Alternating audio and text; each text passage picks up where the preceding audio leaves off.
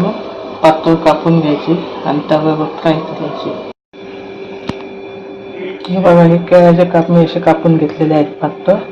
वरचं कवर हे काढले आपल्या सालाने कापून घेतलेलं आहे बघा. आता मीठ लावायचं. मीठ, हळद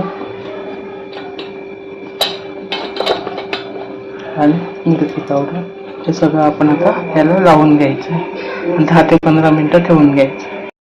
आपली केळीची कापं 15 मिनिटं ठेवली होती मसाला मीठ लावून.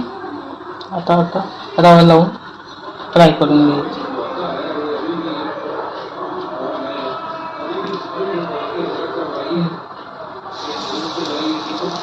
रवा लावून सगळं फ्राय करून घेणार आहे.